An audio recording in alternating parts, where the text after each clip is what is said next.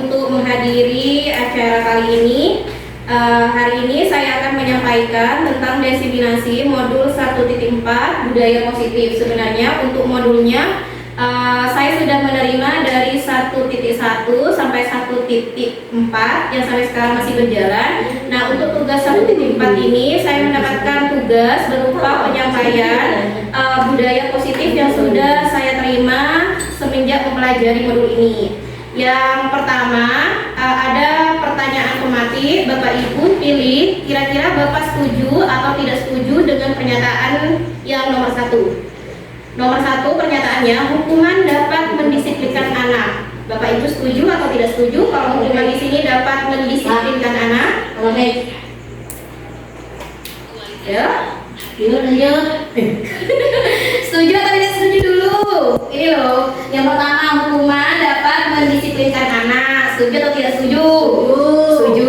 Oke, lanjut yang kedua. Pemberian hukuman dengan hal positif seperti membaca atau membersihkan halaman sekolah dapat meningkatkan disiplin anak. Setuju? Oke, setuju. Memberi penghargaan dapat meningkatkan motivasi belajar anak. Setuju atau tidak setuju? Setuju. Ya setuju, kenapa? Alasannya. Ya, alasannya. Yang terakhir, menurut saya alasannya memberikan penghargaan itu salah satu bentuk apresiasi terhadap anak didik, maksudnya sehingga menambahkan motivasi lagi pada tingkat berikutnya, mungkin seperti itu. Ya, terima kasih Pak Imam. Nah, kemarin juga sempat dibicarakan mengenai penghargaan apakah dapat meningkatkan motivasi belajar anak. Sebenarnya untuk sekarang di kenyataannya memang benar, tapi ada sebagian anak yang mengatakan seperti ini, Pak. Itu kan kelas 3 SD. Kemudian dia belum mendapatkan, biasanya kan anak-anak kalau sudah bisa depan, nilainya bagus, biasanya dia kan dapat bintang. Nah, ada salah satu anak dia bilang ke orang tuanya, "Ibu, kenapa ya kok saya tidak mendapatkan bintang? Padahal saya sudah berusaha, saya sudah semaksimal mungkin untuk mengerjakan, tapi kenapa kok tidak mendapatkan bintang?" Apakah masih setuju atau tidak setuju? Tetap setuju? Kalau tetap setuju, kita lanjut ya. Nah, sekarang kita lanjut ke beberapa pertanyaan di sini. Ada misalkan Bapak Ibu di sini diminta untuk menggenggam benda yang paling Bapak Ibu hargai atau yang paling Bapak Ibu senangi. Kira-kira Bapak Ibu apakah akan melepaskan tangan Bapak Ibu apabila teman Bapak Ibu mencoba dengan sekuat tenaga dan berbagai cara untuk memberikan benda tersebut, apa dengan cara membujuk, mengancam, menghardik, merayu, menyuap atau apapun itu. Kira-kira Bapak Ibu mau membuka pantangannya atau tidak? Ayo, apa? Ada yang mau pendapat? Buham yang paling berharga menurut Buham apa? Mampu tidak tahan fokus. Bu Fatim kira-kira apa yang mau dipegang? Hal yang paling berharga menurut Bu Fatim. Misalkan nih, tiba-tiba Bu Fatim megang benda yang paling disenangi sama Bu Fatim. Tiba-tiba Niko bilang, "Ayo, aku ambil nih Bu." Terus, "Ayo Bu," dengan diancam, misalkan Bu Fatim dikasih pisau, ayo, mana? Saya akan mempertahankan sesuatu yang saya sudah sukai. Kenapa kok mau dipertahankan? Karena menurut saya sudah berharga. Yang mengkontrol mau atau tidaknya mempertahankan itu siapa? Hati, benar. Jadi semuanya itu kita yang mengontrol hal apapun itu dari hati kita sendiri, dari diri kita sendiri. Sama seperti murid itu semua halnya itu kan yang mengontrol dirinya sendiri. Dia mau membuka atau tetap mempertahankan, semuanya dari diri murid itu sendiri. Nah, sama seperti hukuman yang kita buat, apakah kita sudah menyesuaikan dengan murid atau tidak? Nanti kita bahas ini. Siap.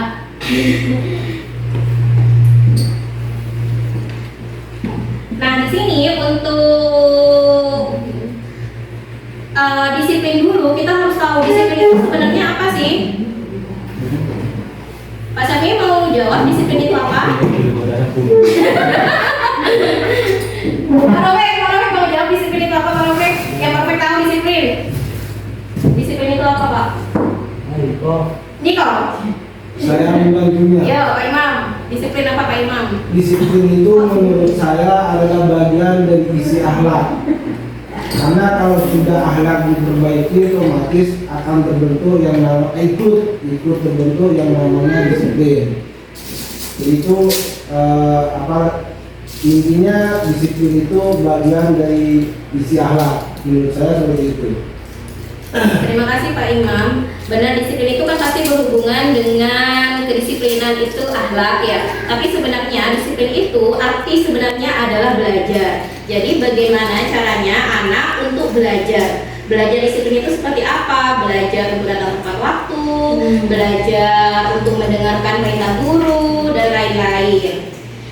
Nah, di sini kita sebagai seorang guru harus menciptakan nilai-nilai kebajikan apa saja. Di sini ada P3 ya, profil pelajar Pancasila. Jadi bagaimana caranya nanti anak akan mendapatkan kelima ini: beriman, bertakwa kepada Tuhan Yang Maha Esa, mandiri, bernafas kritis, kebinekaan, bergotong royong, serta kreatif. Nah, di sini ada perbedaan ya Bapak Ibu antara hukuman dengan konsekuensi. Jadi kita untuk sekarang kita harus membedakan bagaimana caranya untuk memberikan sesuatu hal yang positif kepada anak. Jadi jangan sampai nantinya kita memberikan hal berupa hukuman. Yang saya terima di modul ini sebenarnya posisi kita itu ada 5 hal. Ada sebagai penghukum, sebagai teman, dan lain-lain. Nanti kita bicarakan setelah ini. Tapi untuk hal yang sebagai penghukum ini memang sebenarnya katanya tadi hukuman itu dapat mendisiplinkan anak. Tapi kalau kita lihat disiplin itu memang anak disiplin. Tapi kita lihat nanti ketika dia lulus. Ketika dia lulus, kalau kita bertemu sama halnya seperti saya kan punya grup WA di SMA. Kalau kita membicarakan tentang Pak si A, pasti ada seseorang anak yang nantinya dia merasa, oh bapak itu sangat kejam ke saya karena waktu saya telat ternyata saya diminta untuk keliling lapangan. Itu sebenarnya kan hukuman. Hukuman memang disiplin, mendisiplinkan anak, tapi dia nantinya akan berkelanjutan, bisa membuat anak merasa tidak menyukai gurunya. Makanya di sini hukuman akan diganti ke konsekuensi. Bedanya apa? Kalau hukuman sesuatu yang menyakitkan, kalau konsekuensi dia sesuatu yang terjadi. Jadi bagaimana caranya nanti untuk kedepannya murid akan diberikan berupa konsekuensi, bukan hukuman. Berarti Konsekuensi. Iya. Itu termasuk daripada apa ya? Bukan hukuman lagi gitu ya. Yang saya dapat perbuatan. Ya. Yang saya dapat ini kalau hukuman sama konsekuensi beda jauh. Tapi untuk yang kita sekarang lakukan seperti saya jujur saya memang pernah melakukan berupa hukuman, di mana saya posisinya berada di tahap penghukum. Jadi kalau anak sedang datang terlambat, biasanya langsung, oh kamu terlambat. Saya tidak pernah menanyakan kenapa kok terlambat, apa dia alasannya kenapa, mungkin karena dia masih ada perintah yang lain dari orang tuanya di pondok. Nah biasanya langsung saya oh kamu harus lari di lapangan 5 kali, kamu harus seperti ini. Nah itu sebenarnya berupa hukuman, jadi tidak diperkenankan. Nah kita ambil konsekuensi. Konsekuensi itu bisa didapat dari kesepakatan kelas dulu. Jadi kita pertama lakukan kesepakatan kelas dengan siswa. Setelah mendapatkan kesepakatan kelas, baru nantinya mereka akan tahu, oh kalau saya datang terlambat, berarti apa yang akan saya dapatkan, konsekuensinya berupa apa. Seperti itu Pak. Berarti risikonya atas perbuatannya? Iya. Nah kemarin sempat ditanya juga, kalau misalkan anak tetap melakukan hal seperti itu, apa yang harus kita lakukan sebagai seorang guru? Karena terkadang anak kan dia akan melakukan hal yang sama. Nah caranya kita usahakan meningkatkan motivasi intrinsiknya dulu. Itu yang sangat susah sekali untuk meningkatkan motivasi intrinsik siswa agar nantinya siswa bisa sadar diri, bisa sadar bahwasanya pendidikan itu memang penting dan apa yang sudah kita berikan kepada siswa itu memang untuk dirinya sendiri, Rafil itu Rafil itu laki-laki yang spesial, Istimewa. istimewa banget, anak yang istimewa. Lanjut, yang di sini coba Bapak Ibu bedakan antara hukuman atau konsekuensi. Di sini misalkan nih, anak diminta untuk mencatat 100 kali di dalam buku kalimat. Saya tidak akan terlambat lagi, Bu, karena terlambat di sekolah. Hukuman atau konsekuensi? Hukuman. Lari mengelilingi lapangan basket 2 kali karena terlambat hadir di sekolah. Hukuman atau konsekuensi? Hukuman. Murid diminta untuk push up 15 kali karena tidak menggunakan masker di sekolah. Hukuman. Menggantikan kertas tugas teman yang telah dicoret-coret. Gimana? Menggantikan kertas tugas teman yang telah dicoret-coret. Konsekuensi. Membersihkan tumpahan air di meja tulis karena tersenggol. Konsekuensi. Murid disuruh untuk mengenakan sepatu seharian di sekolah karena tidak mengenakan sepatu hitam. Konsekuensi atau hukuman, murid diminta untuk mengenakan sepatu seharian full di sekolah karena tidak mengenakan sepatu hitam. Hukuman, konsekuensi. Sepatu apa? Apanya? Karena tidak mengenakan sepatu hitam. Dia peraturan sekolah ini kan anak diminta untuk menggunakan sepatu hitam. Ternyata dia pakai sepatu warna pink. Selama pembelajaran, tapi dia tetap harus menggunakan sepatu pink. Hukuman, ya. Lari mengelilingi lapangan basket 2 kali karena terlambat 10 menit. Hukuman. Tuh, sip, mantap. Dari sini kira-kira menurut Bapak Ibu sudah bisa membedakan hukuman sama konsekuensi? Bisa. Oke, sekarang kita lanjut apresiasi. Nah, tadi yang poin ketiga, pernyataan ketiga bahwasanya apresiasi itu bukan apresiasi ya tadi ya, berupa hadiah. Hadiah ya, hadiah yang kita berikan kepada anak untuk memotivasi anak. Nah, sekarang kita ganti nih, kita ganti ke bentuk program kebajikan berupa apresiasi. Jadi setiap anak memiliki karakteristik yang berbeda. Jadi hal utama yang harus kita tekankan bahwa setiap anak itu memiliki karakter yang berbeda. Otomatis setiap anak juga memiliki hal yang unik. Jadi kita sebagai seorang guru harus memotivasi anak tersebut. Dengan cara apa pengakuannya? Misalkan Rafil, walaupun Rafil seperti itu, Rafil tetap dia aktif dalam masuk pelajaran. Jadi menulis dengan tepat waktu. Bisa kita, wah Rafil kamu hebat sekali, sudah bisa tepat waktu. Ya, contohnya. Dari sana nantinya akan timbul nilai kebajikan-kebajikan tersebut yang ketiga itu. Nah, jika anak mengalami sesuatu, misalkan dia mengalami kesalahan, contohnya tidak tepat waktu, bertengkar dengan temannya, nah kita bisa menggunakan konsep restitusi. Restitusi itu apa? Menciptakan kondisi bagi murid untuk memperbaiki kesalahannya sehingga mereka bisa kembali pada kelompok mereka dengan karakteristik yang lebih kuat. Nah, di sini restitusi biasanya kan kalau kita ada anak yang membuat kesalahan, biasanya kita ngapain? Kalau membuat kesalahan, Ya, anak membuat kesalahan biasanya kita langsung hadir atau mungkin Dikasih bimbingan. bimbingannya seperti apa, Bapak? nasihat Nasihat, agar tidak melakukan bertanya hal tersebut lagi. Kalau Ya. tidak, kalau tetap seperti yang tadi dibicarakan, maka kita harus kasih konsekuensi. Terima kasih.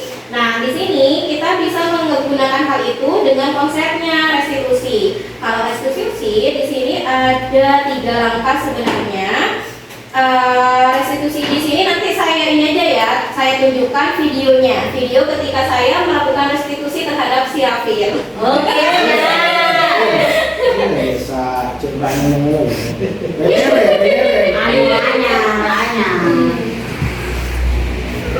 Banyak. Sudah tadi ya, sudah kita bahas ya.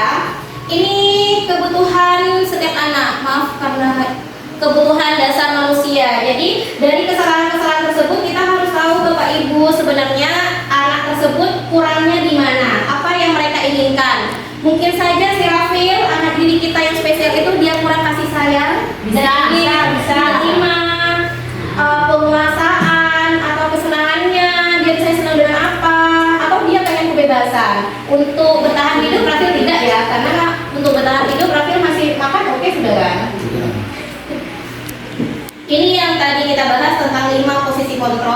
yang harus kita sadari. Setelah kita lihat di sini, kita bisa saja sebagai penghukum, pembuat rasa bersalah, sebagai teman, pemantau, dan manajer. Yang paling berbahaya itu adalah kita sebagai sosok seorang teman. Dengan kata-kata apa? Misalkan ada anak yang datang terlambat. Kita kalau ada di posisi teman, misalkan, ayolah lakukan demi ibu nak, jangan datang terlambat. Kamu gak kasihan ya sama ibu ya? Nanti gimana kalau ibu dimarahi sama pak kepala sekolah? Itu hal yang tidak baik bapak ibu. Jadi apalagi di sini penghukum, pembuat rasa bersalah. Tadi yang pembuat rasa bersalah juga tidak baik. Nah yang baik itu seharusnya kita di posisi manajer. Manajer di sini nanti untuk anak yang membuat kesalahan kita bisa menggunakan tadi segitiga restitusi. Ini segitiga restitusinya. Yang pertama yang harus kita lakukan menstabilkan identitas, kemudian validasi kebutuhan, dan yang terakhir menanyakan keyakinan. Sudah, terima kasih. Kita lihat ya videonya yang waktu Rafil.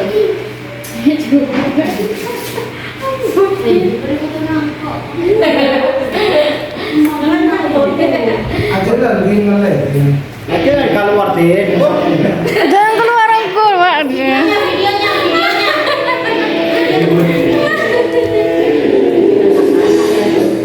Itu nanti saya editkannya. Kalau saya pada siapa mau Pak Ropek.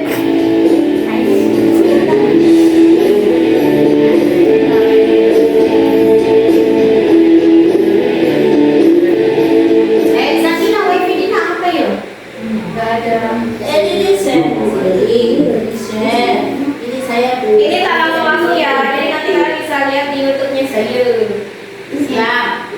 Mudah sekali ya. Siap bu. Mohon di subscribe dan like. Wow. Ini udah full.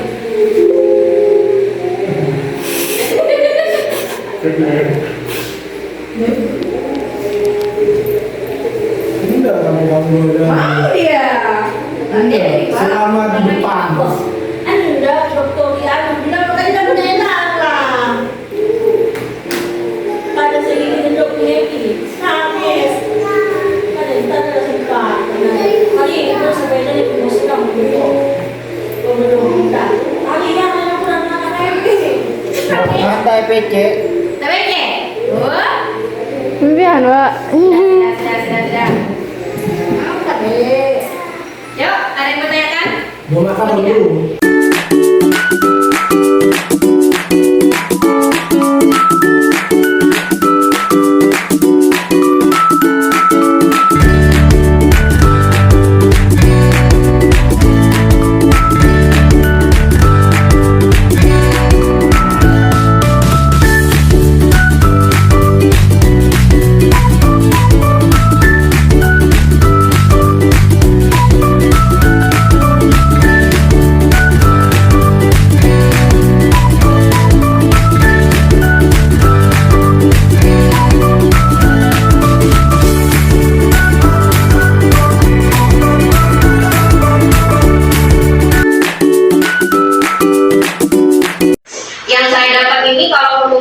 konsekuensi beda jauh. Tapi untuk yang kita sekarang lakukan, seperti saya jujur saya memang pernah melakukan berupa hukuman, di mana saya posisinya berada di tahap penghukum. Jadi kalau anak sedang ini datang terlambat, biasanya langsung, oh kamu terlambat. Saya tidak pernah menanyakan kenapa kok terlambat, apa dia alasannya kenapa, mungkin karena dia masih ada perintah yang lain dari orang tuanya di pondok. Nah biasanya langsung saya kesepakatan kelas, lalu nantinya mereka akan tahu, oh kalau saya datang terlambat berarti apa yang akan saya dapatkan, konsekuensinya berupa apa, seperti itu Pak. Berarti risikonya apa atas perbuatannya? Iya. Nah kemarin sempat ditanya juga, kalau misalkan anak tetap melakukan hal seperti itu, apa yang harus kita lakukan sebagai seorang guru? Karena terkadang anak kan dia akan melakukan hal yang sama. Nah caranya kita usahakan meningkatkan motivasi intrinsiknya dulu. Itu yang sangat susah sekali untuk meningkatkan motivasi intrinsik siswa agar nantinya siswa bisa sadar diri, bisa sadar bahwasanya pendidikan itu memang penting dan apa yang sudah kita berikan kepada siswa itu memang untuk dirinya sendiri. Rapid itu Rapid itu laki-laki yang spesial, istimewa banget, anak yang istimewa.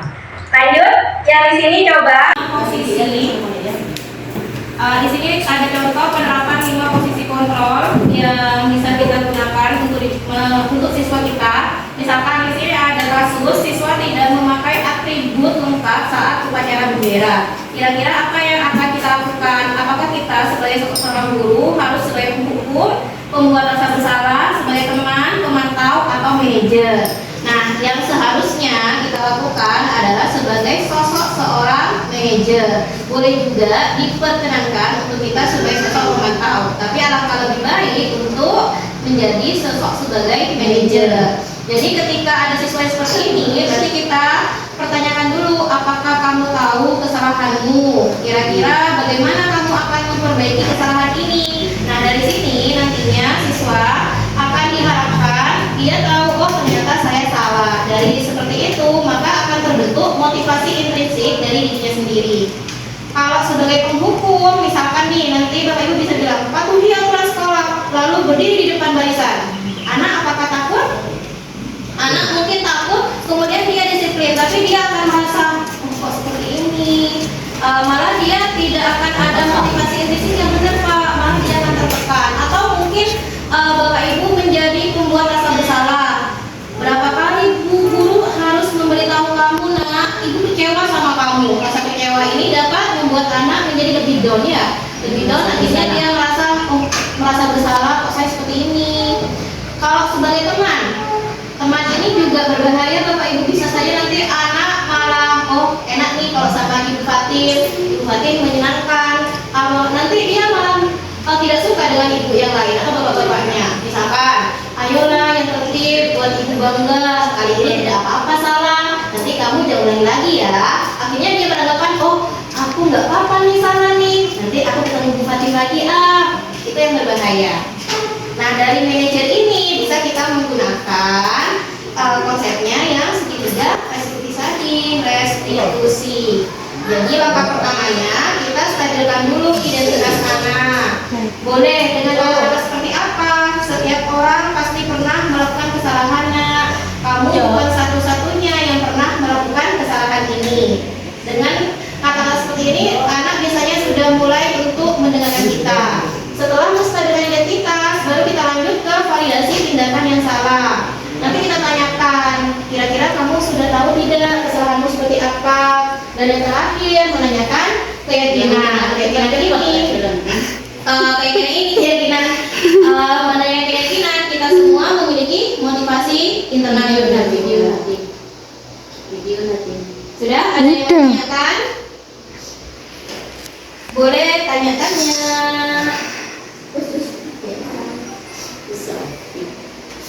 Ken.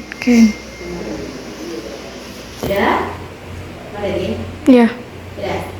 Terima kasih. Assalamualaikum warahmatullahi wabarakatuh. Waalaikumsalam warahmatullahi wabarakatuh. Assalamualaikum warahmatullahi wabarakatuh. Sebelum kita mulai belajarnya, sama seperti sebelum-sebelumnya ya, dipimpin Rahman untuk baca doa. Sebelum mulai pelajaran, mari kita baca doa bersama-sama. Ya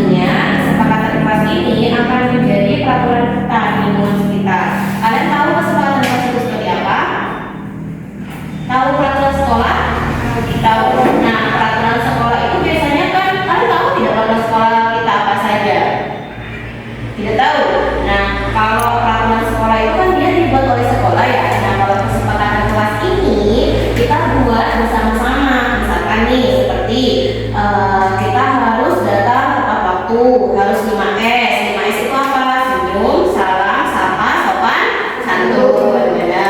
Jadi kita tulis nanti di kertas ini, kita kasihkan ke kalian masing-masing ya. Kalian buat kira-kira kalian pengennya kelas kita mau dijadikan seperti apa? Tulis di sebelum kertas ini ya. Boleh pilih mau pakai warna apa? Yo, warna apa? Trombon. Apa? Main warna pink. Warna apa kamu pink? Trombon. Nah, yo. Boleh hijau ya. Apa itu boleh? Asal jangan minta warna ungu ya. Ungunya nggak ada. Ada warna pink. Tak maju pinknya. Kuning. Ya, tulis di sini. Kesepakatan kelasnya seperti apa? Misalkan membuang sampah di kolong meja, boleh harus buang sampah pada tempatnya. Ya, tulis dulu.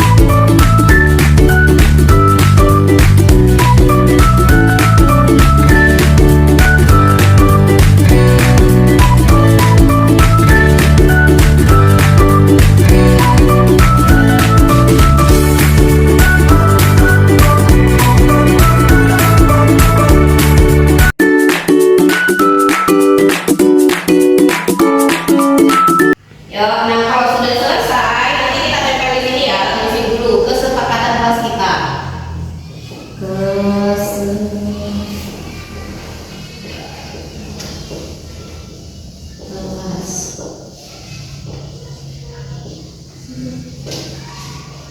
Yuk, silakan tempel di depan.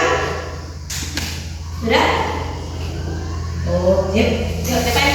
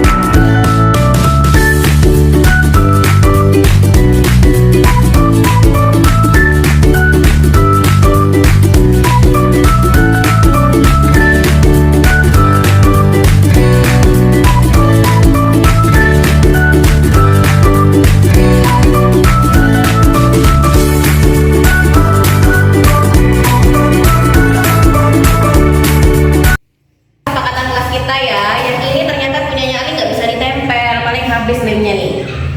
Katanya Ali di sini kalau kita masuk harus mengucapkan salam. Berarti masuk di 5S tadi ya. 5S apa aja? Senyum, salam. Satunya apa?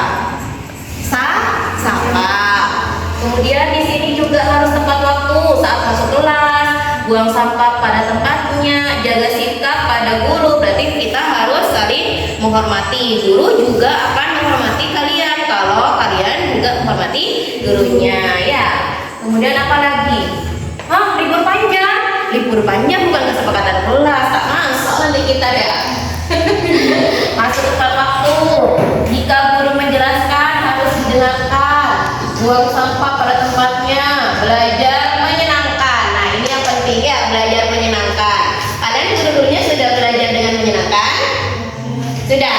Nah, kalau belum belajar menyenangkan, kalian boleh bilang ke gurunya, Bu, Pak, belajar menyenangkan yuk. Gitu. Jadi kita belajarnya bukan cuma di dalam kelas, tapi bisa di luar kelas.